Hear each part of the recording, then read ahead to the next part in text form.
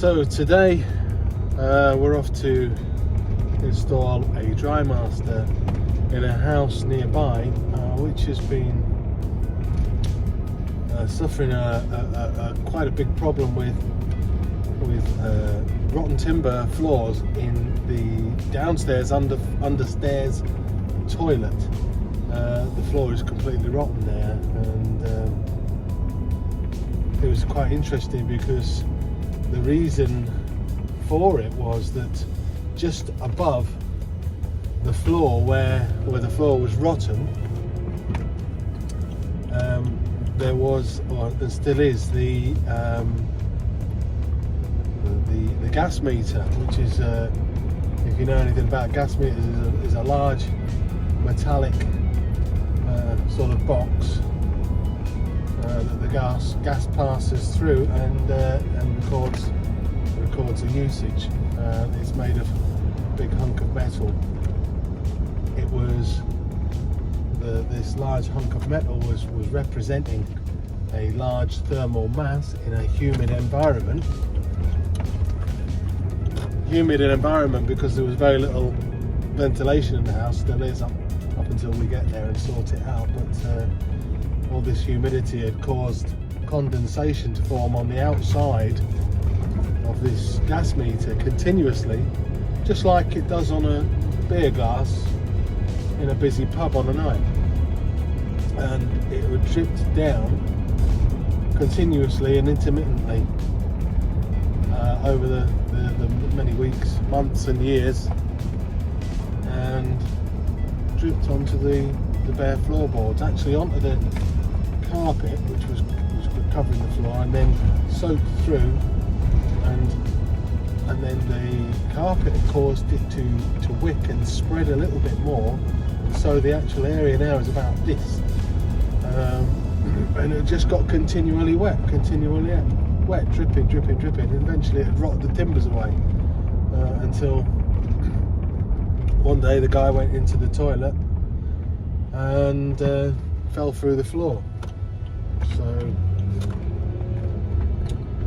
called us up, and we're now going to go and sort out the problem. So follow us on that. Okay, so just climbed up to the top of the loft ladder now, and we're in the loft. First look, it's an old, what I call an old-fashioned loft. It's still got the old felt, underfelt there, the old bitumen, and it feels nice and breezy up here, and quite conducive really in terms of input ventilation to run this PIV quite adequately. The ventilation is pretty good. There's a lot of cobwebs up here I can see being blown about, so I know that there's fresh air getting in here in abundance, so we'll crack on. So now, as you can see, the diffuser vent's been fitted, the hole's been made. It's always slightly problematic when you've got, you know, very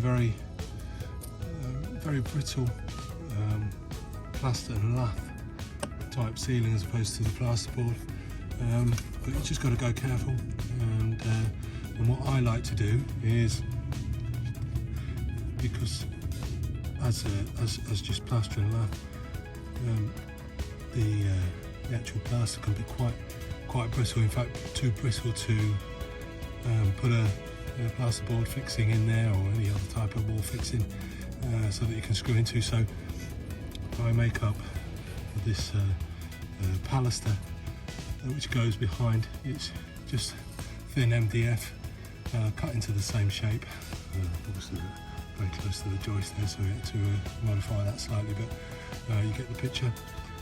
Then screw up from the house side, and for that purpose it usually means that I have to snip out the grill, which is okay. The grill is just there to prevent rocks and debris falling through, I suppose, at the installation stage, but that's fine, and that's in there now. So the heater unit can now be fitted straight onto that. The first thing that we need to do is we need to fit on this some sort of communication cable, and that slots straight into this housing here. Brilliant. Here you got that. Drop my phone.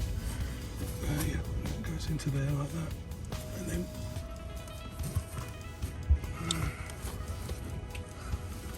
this part then carefully, well, you're not careful not to track that lead.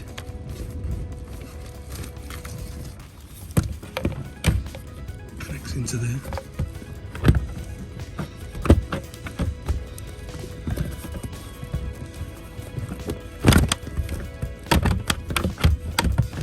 It's ever so easy.